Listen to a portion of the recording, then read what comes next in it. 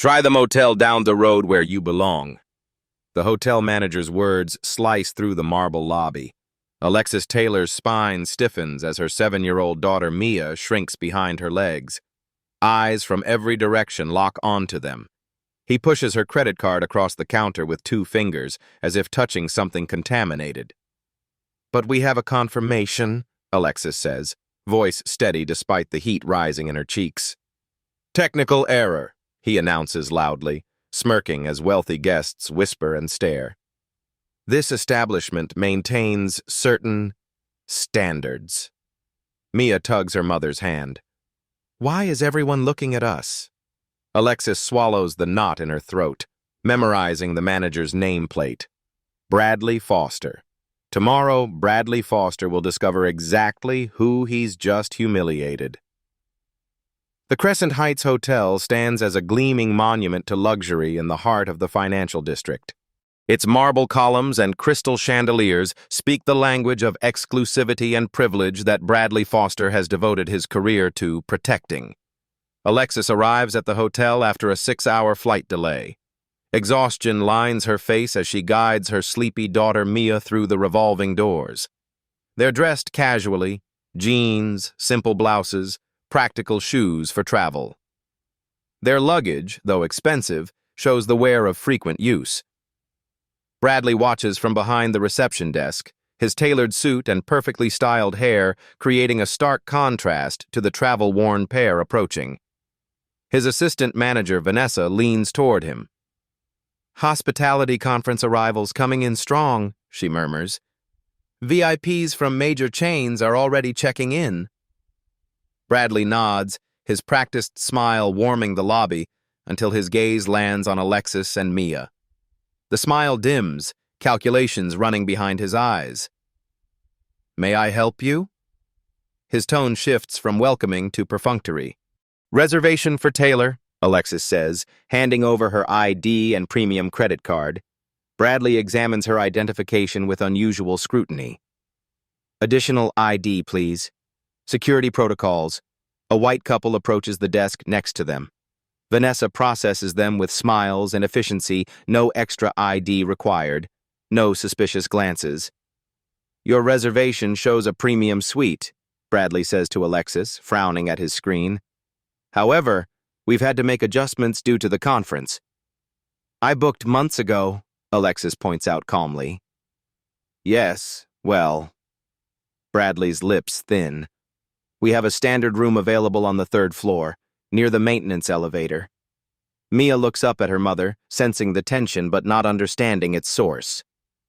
Bradley continues, his voice carrying just enough for nearby guests to hear. "Perhaps next time book further in advance or consider if this establishment meets your budget requirements."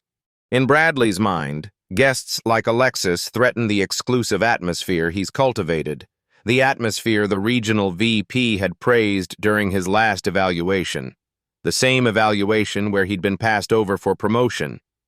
"Never compromise our standards," the VP had said. Bradley intends to prove his commitment to those standards. Across the lobby, a distinguished gentleman frowns as he witnesses the entire exchange. Morning light streams through the grand windows of the Crescent Heights Hotel. Alexis emerges from the elevator in a simple but elegant dress, holding Mia's hand. The little girl chatters excitedly about the hotel's famous blueberry pancakes she saw on the television in their room. "Can I get extra syrup, Mom?" Mia asks, practically bouncing with anticipation. "Let's see what they have first," Alexis responds with a smile that masks her wariness. They approach the entrance to the hotel's acclaimed restaurant, where a host stands at a podium checking reservations. His welcoming expression falters when he sees them. "Good morning," Alexis greets. "Table for 2, please. The breakfast is included with our room." The host consults his tablet, frowning. "I'm sorry, but this dining area is reserved for executive-level guests only this morning." Alexis notices families with children already seated inside, enjoying elaborate breakfast spreads. "Our confirmation specifically includes the breakfast package. I have it here." She shows him the email on her phone. The host's eyes dart nervously over her shoulder. One moment, please. Bradley materializes beside them, his presence commanding immediate attention. Is there a problem here? His tone implies Alexis is causing a disturbance. We're trying to have breakfast, the one included in our stay, Alexis explains, maintaining her composure. I believe there's been a misunderstanding, Bradley says with artificial politeness. The complimentary breakfast package requires platinum membership status. That wasn't mentioned during booking or check-in, Alexis points out. Bradley smiles thinly. It's standard policy. Mia's stomach growls audibly. Several guests at nearby tables glance over, some with curiosity, others with discomfort. Mom, I'm hungry, Mia whispers, shrinking against her mother's side. Perhaps the coffee shop down the street would be more suitable for your needs, Bradley suggests, his emphasis communicating clear judgment. They offer a more casual dining experience. Alexis feels eyes on them from all directions. She takes a deep, controlled breath. Come on, Mia. Let's find somewhere else to eat. Her voice remains level, her posture dignified, but her hands tremble slightly. As they turn to leave, an older gentleman in chef's whites, Simon Douglas, the hotel's head chef, approaches with concern. Is everything all right here? He asks, glancing between them. Everything's fine, Bradley interjects smoothly. These guests were just leaving. As Alexis walks away, she discreetly texts someone. Time to accelerate the plan. The midday sun beats down as Alexis and Mia return to the hotel after breakfast at a nearby cafe. Mia's mood has improved with food in her stomach, but Alexis feels a tension headache forming at her temples. They approach their room, and Alexis slides the keycard into the slot. The light flashes red. She tries again. Red. Is it broken, Mom? Mia asks. Let's find out. Alexis guides her daughter back to the elevator. The lobby bustles with conference attendees in business attire. Alexis approaches the front desk where Vanessa stands alone. Our keycards aren't working, Alexis explains. Vanessa's professional smile doesn't reach her eyes. I'm sorry, Miss. Taylor. There seems to be an issue with your account. Mr. Foster needs to speak with you personally. Can you just reactivate our cards? I'm afraid not. Manager's orders. Vanessa gestures to the waiting area. He'll be available shortly. Shortly turns into 15 minutes, then 30, then 45. Alexis watches as other guests approach the desk with similar issues and receive immediate assistance. Mia grows restless beside her, drawing in a coloring book Alexis packed for emergencies. When Bradley finally emerges from his office, he moves unhurriedly toward them. His voice carries across the lobby as he addresses Alexis. There seems to be an issue with your payment method, he announces, loud enough for nearby guests to hear. Your card was declined for the incidental deposit. Heat rises to Alexis's face. That's impossible. My card has a 6-figure limit. I've tried it 3 times, Bradley insists, though Alexis hadn't seen him run the card again. Perhaps there are insufficient funds. The implication hangs in the air. Conversations around them quiet. People pretend not to listen, but their attention is obvious. Mia presses against her mother's side, sensing the tension. I'd like to speak to your general manager, Alexis requests, keeping her voice calm. She's unavailable, Bradley responds automatically. I'm the highest-ranking manager present. I can offer 2 options. Provide another card, or we'll need you to vacate the room. Alexis produces another card. Bradley examines it with exaggerated scrutiny, turning it over as if searching for signs of fraud. He runs it through the machine, his frown deepening when the approval comes through. Very well, he says coldly. But due to the disturbance, I'll need an additional security deposit. Hotel policy for high-risk guests. High risk? Alexis challenges. Based on what assessment? Just policy, ma'am, Bradley dismisses with a wave. The line behind them grows. A woman in designer clothes sighs loudly. "Some people always make things difficult," she mutters, just loud enough to be heard.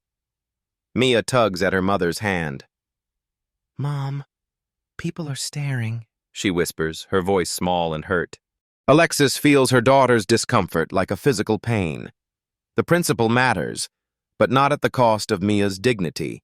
She silently hands over her card for the deposit and accepts the new key cards. As they walk away, Bradley calls after them. "Oh, and housekeeping reported an issue. They'll need to inspect your room this afternoon." In the elevator, Mia looks up with confusion in her eyes. "Mom, why is that man so mean to us?" Alexis kneels to her daughter's level. "Some people judge others without knowing who they truly are. But we never have to become what other people think of us." In their room, Alexis opens her laptop, revealing an email titled, "Confidential, Crescent Heights Acquisition, Final Phase." The hotel room door clicks shut behind them. Alexis ensures the security latch is engaged before setting her laptop on the desk.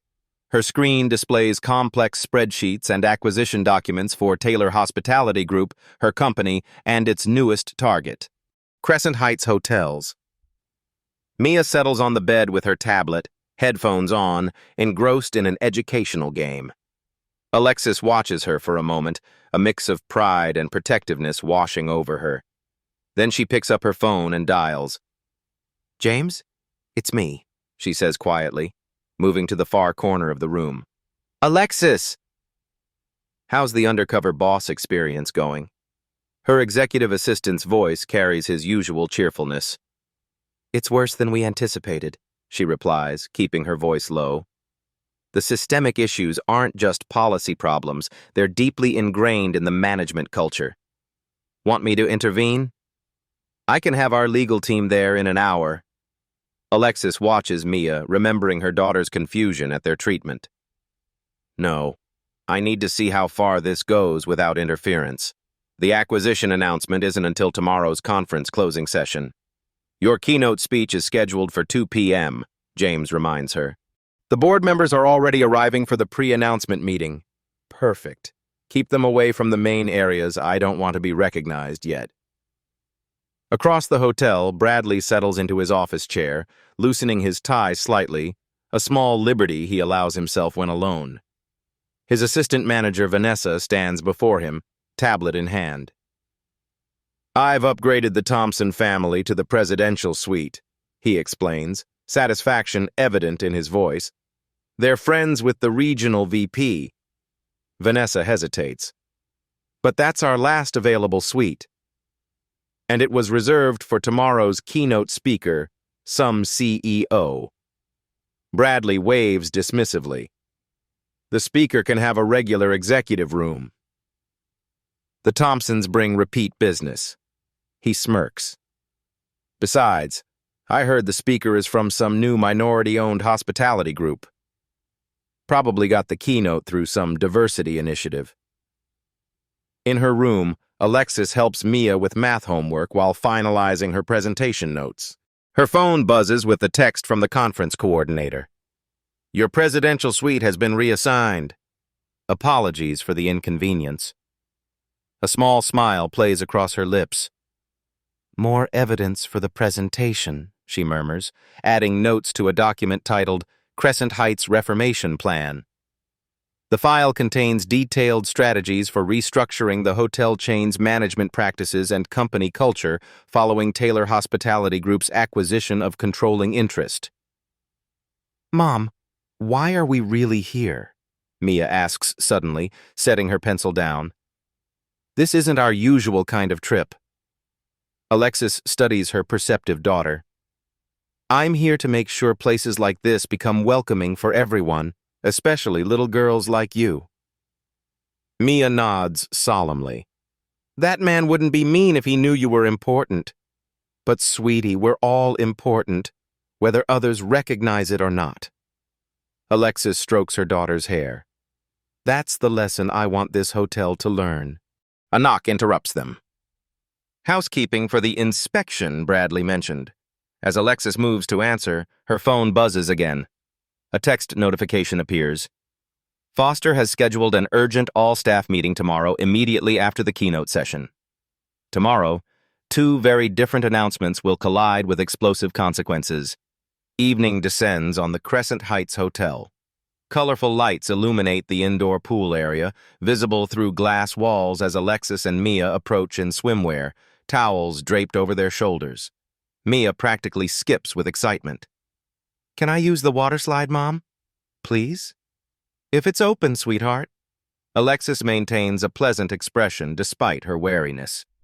They reach the entrance where a young attendant stands. His welcoming smile falters when he sees them. "Good evening," Alexis greets. "Is the pool open?" The attendant shifts uncomfortably. "Yes, ma'am, but—" He glances inside where several families splash and play. "I'm sorry, but the pool is closed for a private event." Alexis's gaze follows his. "There doesn't seem to be an event happening." "It's a reservation-only period," the attendant stammers. "Manager's orders. Mr. Foster said we're at capacity." As he speaks, a family of 4 approaches behind them. The attendant brightens immediately. "Good evening, Mr. and Mrs. Whitaker. Go right in." The family passes through without question. Alexis discreetly removes her phone from her pocket, activating the voice recording function. "May I speak with Mr. Foster, then?" she asks. "He's in a meeting with corporate visitors," the attendant explains, relief evident in his voice. "But he left specific instructions about capacity management." Mia's shoulders slump. "We brought our swimsuits for nothing?" In the background, 2 hotel employees exchange uncomfortable glances. One whispers something to the other, who shakes her head in apparent disapproval. "Come on, Mia. We'll try again tomorrow," Alexis says, guiding her disappointed daughter away. Back in their room, Alexis adds this incident to her growing documentation file. A notification appears on her screen. A message from Hotel Services. Their room will be unavailable tomorrow between 10 a.m. and 4 p.m. for mandatory maintenance, precisely during the conference keynote and closing session. Alexis immediately dials the front desk. "This maintenance wasn't mentioned at check-in." "Manager's orders," comes the rehearsed response. "No exceptions." She hangs up just as her phone rings, James calling. "The board members noticed your room reassignment," he reports. "They're not happy." "Tell them to document everything but maintain cover," Alexis instructs. "Tomorrow's revelation will be more effective with more evidence." Meanwhile, Bradley escorts visiting executives through the hotel's finest areas, completely unaware that 2 of them are actually board members from Taylor Hospitality Group, silently evaluating his management style. A note slides under Alexis's door. "Miss Taylor. Many of us don't agree with his methods." Morning light streams through the windows as Alexis helps Mia select an outfit. Today, everything changes, but Mia only knows they're attending Mom's work thing later. "Wear your blue dress," Alexis suggests. "It matches mine." They leave their room before the maintenance begins, heading toward the conference center. Alexis carries her laptop bag containing her keynote presentation. Her stride is purposeful, confident. The conference area buzzes with activity hospitality executives in designer suits network over coffee, promotional materials displayed at vendor booths. Alexis guides Mia toward the business center to prepare her notes. Bradley intercepts them at the entrance, his tall frame blocking their path. "Excuse me, but conference areas are restricted to registered attendees only." His tone is firm, authoritative. Alexis reaches into her bag and produces her speaker badge. "I'm actually presenting today." Bradley's eyebrows rise. He examines her badge as if inspecting a counterfeit bill. "This must be a mistake." "You're not on my VIP list." "I'm scheduled as the closing keynote speaker," Alexis explains patiently. Mia watches the exchange, her small hand tightening around her mother's. "Impossible." Bradley shakes his head. "The keynote is being given by the CEO of Taylor Hospitality Group."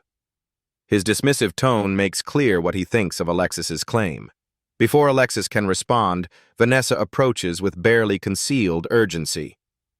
"Mr. Foster?" she interrupts. "The conference organizer needs to speak with you immediately about the missing keynote speaker."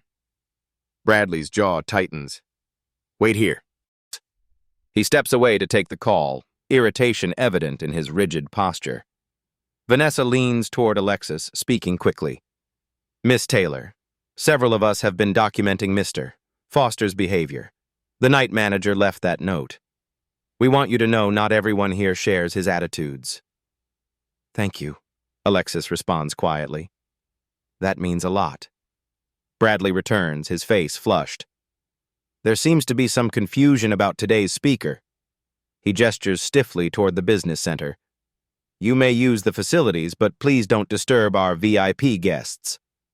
As they enter the business center, Mia looks up at her mother.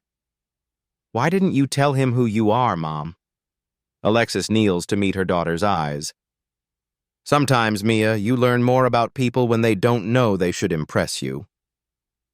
In a private meeting room nearby, James briefs Taylor Hospitality board members on their findings. Miss Taylor has documented 17 distinct incidents of discriminatory practices in just 24 hours. A board member shakes her head in disbelief. "And Foster has no idea his new boss is the woman he's been mistreating?" "None whatsoever," James confirms with grim satisfaction. Bradley freezes mid-sentence when he spots executives he's been courting speaking respectfully with Alexis. The conference hall fills with attendees as the morning sessions conclude. Alexis excuses herself to prepare for her keynote, leaving Mia with James in a quiet corner of the business center. She walks purposefully toward the women's restroom near the main conference room. Inside, she adjusts her blazer and checks her appearance, professional, polished, ready for what comes next. As she applies a fresh coat of lipstick, voices drift in from just outside the door. "Find out who this Alexis Taylor is and why the Thompsons are talking to her," Bradley demands. His voice carries the edge of someone whose control is slipping. "Sir, according to the conference program, she's the CEO of Taylor Hospitality Group," Vanessa explains, hesitation evident in her tone. "Impossible," Bradley scoffs. "I've met Thomas Taylor at industry events. He's an older white man. This must be some diversity hire or assistant they're letting speak at a secondary session." "The program specifically lists her as the founder and CEO," Vanessa insists. "Taylor Hospitality is one of the fastest-growing luxury hotel groups in the country." "Then she married into it or it's a different company," Bradley dismisses. "Regardless, make sure she and her daughter vacate their room during maintenance. I've promised that room to the Thompsons' nanny." Footsteps fade as they walk away. Alexis emerges from the restroom, calmly adding notes to her phone. She texts James, "Prepare the full presentation version." We're going with complete transparency. Meanwhile, the conference hall buzzes with anticipation. The program promises a major industry announcement during the closing keynote. Attendees speculate about potential mergers, technological innovations, or regulatory changes. In a private room reserved for speakers, Alexis changes into her power suit, a tailored navy ensemble that projects authority without sacrificing femininity. Mia watches with undisguised admiration. "You look like a superhero, Mom," she says. Alexis smiles, kneeling to her daughter's level. "Remember what I told you about superheroes? They don't need everyone to know who they are to do the right thing," Mia recites. "Exactly." Alexis straightens her daughter's blue dress. "And today we're going to help make this hotel better for everyone." A knock interrupts them. A flustered conference organizer enters, eyes wide. "Miss Taylor, we have a situation. Mr. Foster has just told the tech team to cancel your presentation slides and replace them with standard company materials. He's claiming there's been a program mistake." Alexis nods calmly. "Tell them to proceed with his changes." A slight smile curves her lips. "I won't need the slides." Every board member watches as Bradley moves to intercept Alexis at the entrance to the stage. The conference hall hums with anticipation. Industry leaders, media representatives, and hotel employees pack every seat. Cameras stand ready to capture the mysterious major announcement promised in the program. Bradley positions himself near the stage entrance, checking his watch repeatedly. His usual composed demeanor shows cracks. His tie slightly askew, a faint sheen of perspiration on his forehead. He scans the crowd, nodding to executives whose favor he's cultivated for years. The conference organizer approaches the podium, tapping the microphone twice. Ladies and gentlemen, it's my honor to introduce our keynote speaker, the founder and CEO of Taylor Hospitality Group, which has some exciting news to share today. Alexis Taylor! The audience applauds politely. Bradley's expression freezes in confusion as Alexis walks confidently onto the stage. She wears her Navy power suit like armor, her presence commanding immediate attention. From the front row, Mia beams with pride beside James, who watches Bradley's reaction with undisguised satisfaction. "Thank you all for that warm welcome," Alexis begins, her voice clear and authoritative.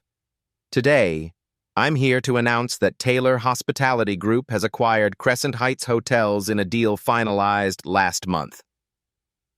Murmurs sweep through the audience. Bradley's face drains of color. His hand reaches out to steady himself against the wall. "But before I discuss our vision for the future," Alexis continues, "I want to share my experience as a guest in this very hotel over the past 2 days." The screens behind her light up, not with the generic slides Bradley arranged, but with time-stamped security footage. "My daughter and I checked in as ordinary guests, not announcing my position, because I believe the true measure of hospitality is how we treat every guest, not just those we think are important."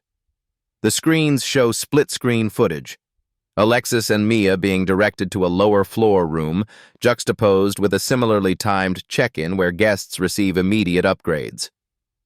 "This isn't about one person or one hotel," she clarifies, her tone measured. "It's about an industry-wide opportunity to examine our biases and commit to true hospitality for all guests."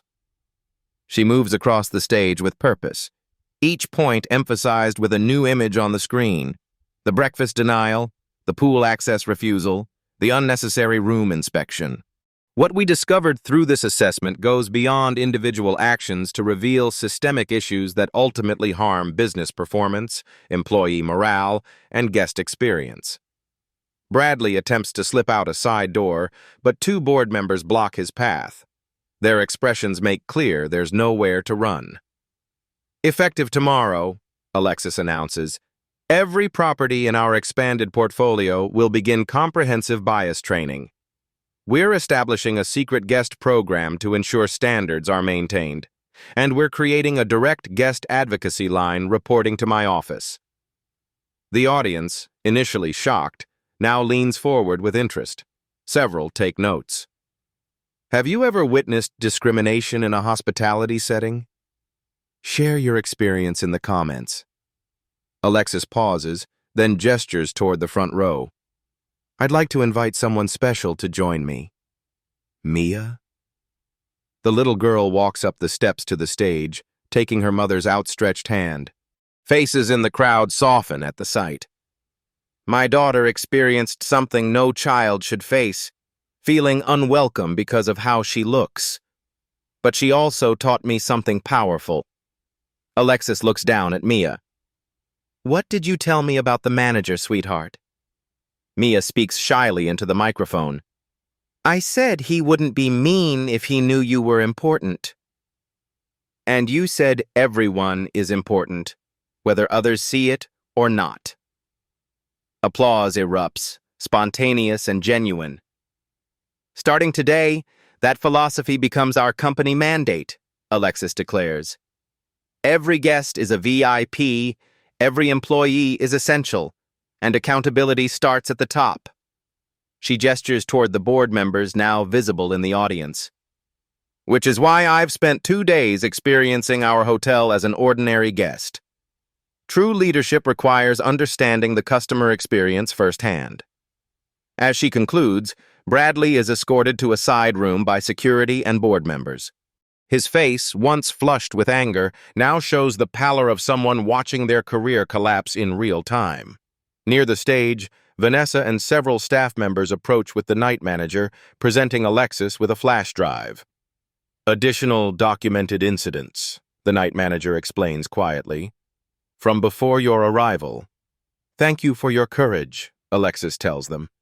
Change begins with those brave enough to stand for what's right.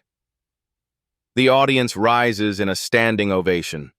Cameras flash. Industry reporters tap frantically on their devices, already crafting headlines about the acquisition and the dramatic revelation. Bradley demands to speak with the real owner before he'll vacate his office. The conference room door closes with a decisive click. Inside, chaos unfolds in contained, professional tones. Board members from both Taylor Hospitality and Crescent Heights sit around a polished table. Legal representatives stand at the ready with tablets and documents. Security personnel position themselves discreetly near the doors. Alexis sits at the head of the table, her posture relaxed but authoritative. James stands behind her, fielding incoming messages from hotel staff, media, and industry contacts. He's barricaded himself in his office, James reports, reading from his phone. He's demanding to speak with Thomas Taylor. A board member chuckles without humor. He still doesn't get it. There has been a mistake, Alexis agrees, but not the one he thinks. She turns to the company lawyer. Diana, what's our legal position here? Diana, a sharp-eyed woman in her 50s, consults her tablet. We have documented evidence of at least 23 violations of company policy, 15 potential civil rights infractions, and numerous customer service failures. His employment contract has a clear morals and ethics clause. Options? Alexis asks. Termination for cause is fully justified, Diana confirms. If he's wise, he'll accept a resignation agreement with standard non-disparagement provisions. A knock interrupts them. Vanessa enters, her expression a mix of anxiety and relief. Miss Taylor, the staff is gathering in the lobby. They're concerned about their positions. Alexis rises immediately. Let's address that now. The lobby has transformed into an impromptu town hall. Housekeepers, front desk staff, kitchen workers, and maintenance personnel cluster in nervous groups. Conversations halt when Alexis appears with her team. Good afternoon, she begins, her voice carrying across the marble expanse. I understand you're worried about your jobs. She steps forward, closing the distance between executive and staff. I want to be clear. Our issue is with discriminatory practices, not with dedicated employees. Your jobs are secure. In fact, we'll be expanding training and advancement opportunities. Relief washes visibly through the crowd. Shoulders relax. Whispers of translation spread the message to non-English speakers. The night manager steps forward. Miss Taylor, most of us tried to provide good service despite Mr. Foster's directives. He explicitly instructed us to direct certain types of guests to other properties. Do you have evidence of this? Diana asks, moving beside Alexis.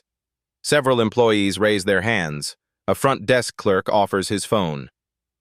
He sent us text messages when certain guests arrived. A restaurant host produces a handwritten note. Instructions for seating arrangements based on guest appearance. Diana collects contact information, arranging for formal statements. This is extremely helpful, she assures them, and protected under whistleblower provisions. Meanwhile, in his office, Bradley paces like a caged animal. His calls to corporate contacts go unanswered. Most now report to Alexis. His computer access has been revoked. He stares at search results on his personal phone, the reality of Alexis Taylor's credentials finally sinking in. Founder, CEO, Forbes cover feature, Industry Innovator Award recipient. A soft knock interrupts his spiraling thoughts. Vanessa enters cautiously. Mr. Foster, the board is requesting your presence. I'm calling Thomas Taylor directly, Bradley insists, desperation edging his voice. This is obviously a mistake. Sir, there is no Thomas Taylor, Vanessa explains gently. Alexis Taylor founded the company herself. She built it from one boutique hotel to 63 properties in 8 years. The color drains from Bradley's face. His phone slips from suddenly nerveless fingers. In the main conference room, Alexis reviews the transition plan with department heads. Charts display reorganization timelines, training schedules, and updated policies. Our goal isn't just damage control, but positive transformation, she explains. Every challenge presents an opportunity. The PR representative raises her hand. Should we try to keep this quiet? Control the narrative? Absolutely not, Alexis responds firmly. Transparency is key to meaningful change. We'll acknowledge where we fell short and detail our improvement plan. She moves to a whiteboard, sketching a communication flow chart. First, we address our staff, which we've begun. Next, our guests and partners. Then the industry and public. We own the problem and our solution. The door opens. Security escorts Bradley in. He's pulled himself together, tie straightened, expression controlled. But his eyes dart around the room, assessing escape routes, searching for allies, finding none. Mr. Foster, Alexis acknowledges without warmth. Please, sit. He remains standing. This was all a misunderstanding, he begins, his sales pitch confidence returning. I was never informed about... Mr. Foster, Diana interrupts, sliding a tablet toward him. We have extensive documentation of systematic discriminatory practices under your management. This isn't about one incident or one guest. Alexis steps forward. The issue isn't that you didn't recognize me. It's that you believed certain guests deserve less respect based on their appearance. Bradley's eyes narrow. I maintained the standards this hotel is known for. And what standards are those? Alexis challenges. Because excellence and exclusivity aren't synonyms. True luxury welcomes, it doesn't reject. The evidence mounts as Diana scrolls through documented incidents. Board members express their disappointment, noting his actions contradict the company's foundational values. Bradley's defensive posture gradually crumbles. His shoulders sag as the reality of his situation becomes inescapable. You have two options, Diana explains, her tone businesslike. Resignation with a non-disclosure agreement, or termination with possible legal action. You're destroying my career over political correctness, Bradley protests, a last desperate shot. No, Alexis corrects. Your actions destroyed your career. Treating people with dignity isn't political, it's fundamental. As Bradley contemplates his limited options, Alexis excuses herself. She finds Mia in the executive lounge with James, coloring contentedly. How's my brave girl? Alexis asks, sitting beside her daughter. Is the mean man in trouble? Mia asks, not looking up from her drawing. He made choices that had consequences, Alexis explains carefully. But more importantly, we're making sure the hotel becomes a better place. Later, Alexis meets privately with the employees who helped document the issues. She offers Vanessa a promotion to interim manager. Why would you trust me? Vanessa asks, disbelief evident in her voice. I didn't stop what was happening. But you recognized it was wrong and tried to mitigate the damage, Alexis explains. Growth begins with awareness. You demonstrated moral courage when it mattered. By evening, Bradley has signed his resignation agreement. He packs his personal items under security supervision, his once proud bearing diminished. In his desk drawer, he discovers a folder he'd forgotten guest satisfaction surveys from 6 months earlier. He flips through them, seeing for the first time the pattern of complaints from minority guests, issues he'd dismissed as complaints from the wrong clientele. He closes the folder slowly, leaving it on the desk for his successor. In the presidential suite, now properly assigned to Alexis and Mia, mother and daughter, share room service dinner. The phone rings constantly with industry calls about the acquisition and Bradley's departure. "Mom," Mia asks between bites of pasta, "did we win?" Alexis considers the question carefully. "It's not about winning, sweetheart. It's about making things right. And that's just beginning." She glances at her tablet where a draft press release awaits her approval. Taylor Hospitality announces industry-leading inclusivity standards following acquisition. Bradley's industry allies are already distancing themselves, their names disappearing from his phone contacts one by one. 2 weeks after the acquisition announcement, Bradley sits rigidly in an austere hearing room. Polished wood paneling surrounds him like a cage.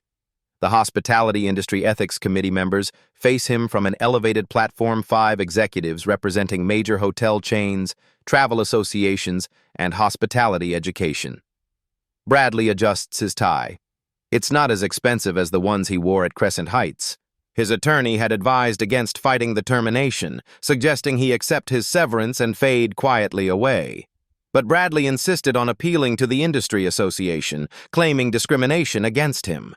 The hearing room fills with industry executives, including several who had previously expressed admiration for Bradley's exclusivity strategy. Alexis sits calmly beside Diana and James, her expression neutral. "The committee will now hear Mr. Foster's appeal," announces the chairwoman, her voice echoing in the hushed room. Bradley rises, straightening his jacket with practiced confidence. "Distinguished colleagues, I've served this industry faithfully for 15 years. My properties have consistently received 4- and 5-star ratings from luxury travel publications." He activates a presentation showing impressive revenue charts. "My management approach prioritized our target demographic, maximizing profitability in an increasingly competitive market." The committee chair interrupts. "Mr. Foster, could you clarify what you mean by target demographic?" Bradley hesitates, recognizing the trap. "Guests with appropriate expectations for luxury accommodations."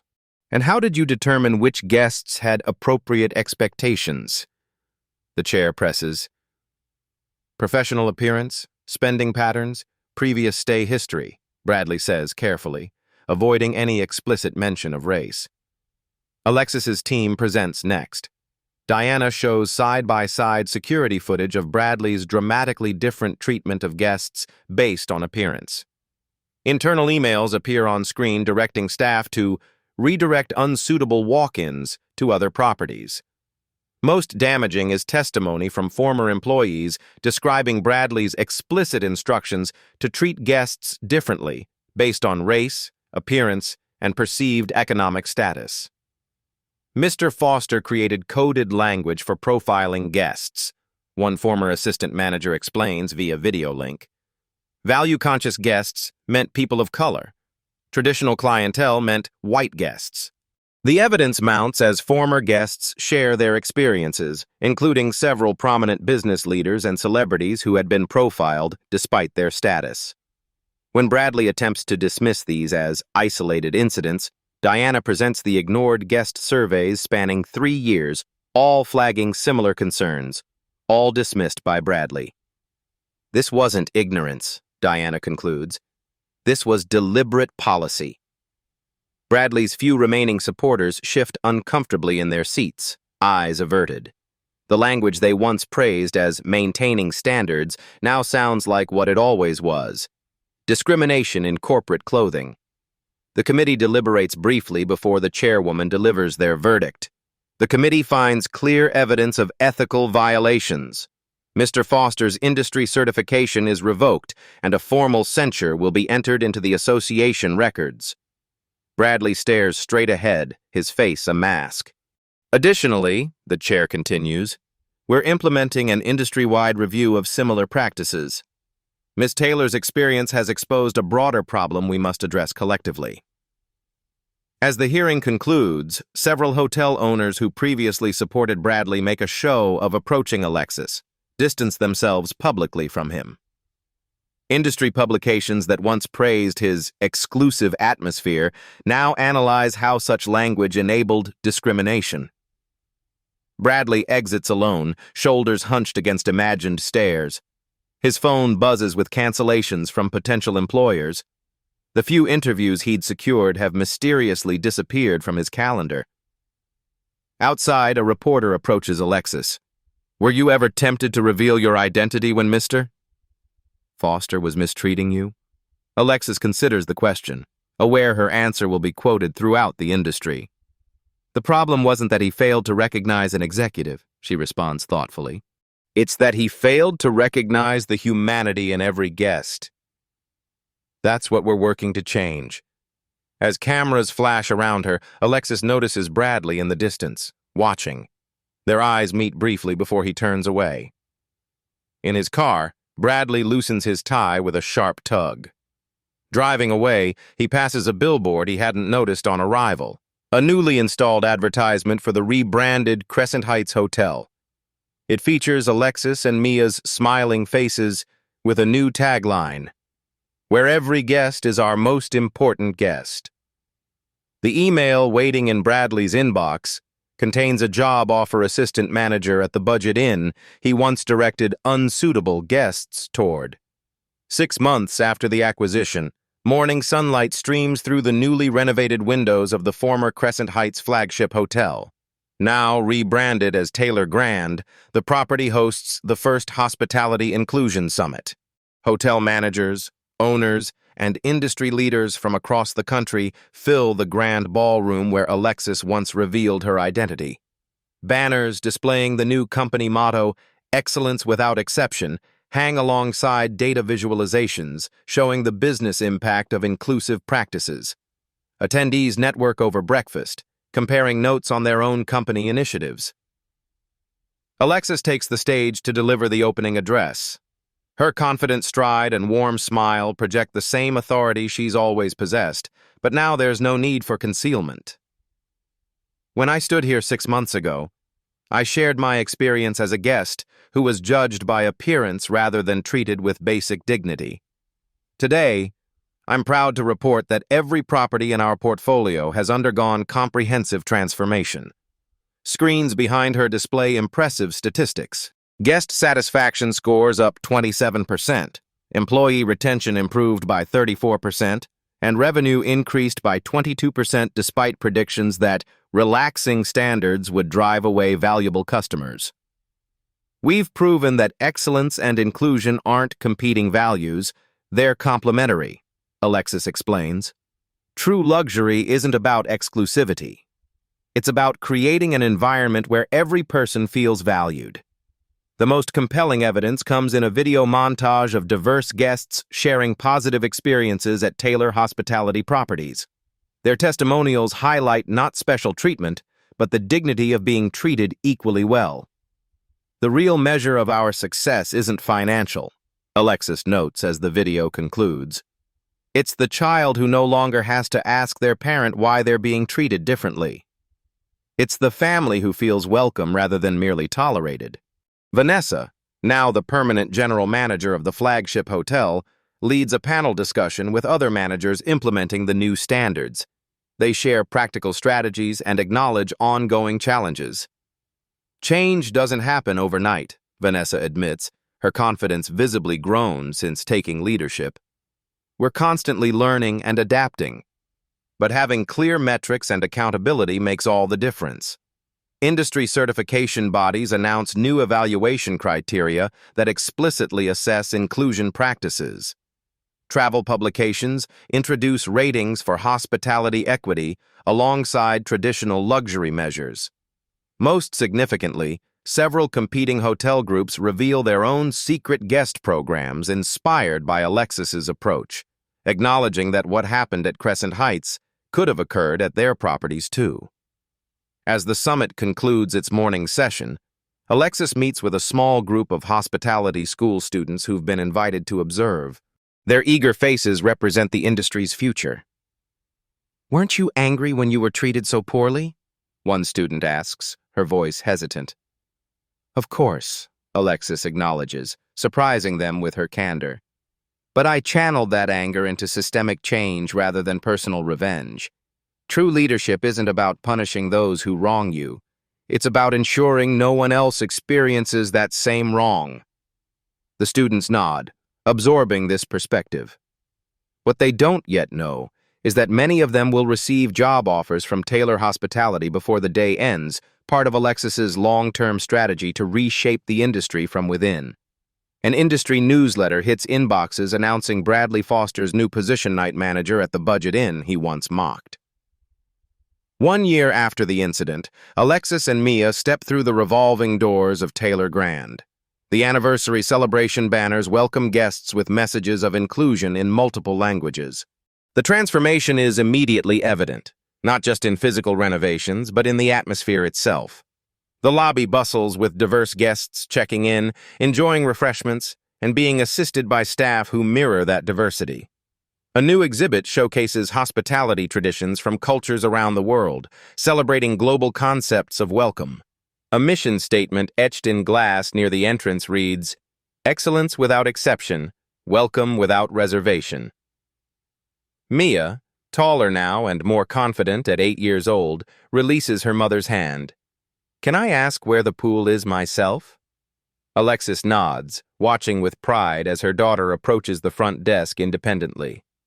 "Excuse me," Mia says to the young man at reception. "Could you tell me where the pool is?" "Of course," he responds enthusiastically, coming around the desk to show her personally. "I'd be happy to. Are you enjoying your stay with us?" "Yes," Mia replies. "It feels different from last time." "We're glad to hear that," the receptionist says, unaware he's speaking to the owner's daughter. "We want everyone to feel at home here." Vanessa spots them and hurries over, greeting Alexis with a warm hug rather than a formal handshake. The transformation in her demeanor is as striking as the hotel's physical changes. Confidence radiates from her now. "Perfect timing!" Vanessa exclaims. "The staff wanted to show you something before the official ceremony." She leads them to a newly renovated wing named the Taylor Suite, designed specifically for families. The decor celebrates diversity through artwork created by local children from various backgrounds. Interactive displays allow guests to learn about different cultures represented in the city. "The staff came up with this concept," Vanessa explains with evident pride. "They wanted to create a space that embodies what we've learned this year." In a quiet moment before the anniversary celebration begins, Alexis finds Simon, the head chef who had witnessed her mistreatment that first morning. Now the food and beverage director, he oversees a dining program featuring globally inspired cuisine. "You could have bought the hotel chain and simply fired everyone associated with the old culture," Simon notes as they tour his redesigned kitchen. "Instead, you gave us a chance to be part of the solution." "Most people want to do right when given the right environment and clear expectations," Alexis responds thoughtfully. "Including Bradley." She reveals that she's received a letter from Bradley, now working at a small desert motel. After months of reflection, he acknowledged his biases and their impact. He's enrolled in diversity education courses and volunteers with a community hospitality program teaching job skills to disadvantaged youth. "Changing one person's heart is meaningful," Alexis tells Simon. "Changing an industry's practices impacts millions." The evening celebration brings together employees from all departments. They share stories not of business metrics, though those have exceeded projections, but of human connections that wouldn't have happened under the old regime. During a quiet moment, Mia tugs at her mother's sleeve. "Mom, remember when you told me that everyone is important whether others see it or not?" "I do?" Alexis smiles. "I think they see it now," Mia observes, watching diverse guests and staff interacting with mutual respect. As the celebration concludes, Alexis receives an Industry Leadership Award. In her brief acceptance speech, she shares credit with her team and offers a simple philosophy that now guides every Taylor Hospitality property. True hospitality isn't about guessing who deserves our best. It's about recognizing that everyone does. Later, tucking Mia into bed in their presidential suite, the same room once denied to them, Alexis asks her daughter what she's learned from their experience. That you should be nice to everyone, Mia says sleepily, because you never know who someone really is on the inside. Alexis gently corrects her. Be kind to everyone not because of who they might be, but because of who you choose to be. Did this story of hidden power and sweet justice resonate with you? Hit that like button to let us know. The PAP Stories channel brings you powerful narratives where underestimated people triumph over discrimination and prejudice. Each week, we deliver satisfying stories that will make you cheer for justice served. Subscribe now to never miss our next compelling story of everyday heroes standing up against unfair treatment. Comment below with your thoughts or similar experiences you've witnessed. Share with friends who appreciate stories where kindness and dignity ultimately win. Join our growing community of justice lovers who believe in a world where everyone deserves respect, regardless of appearance or background.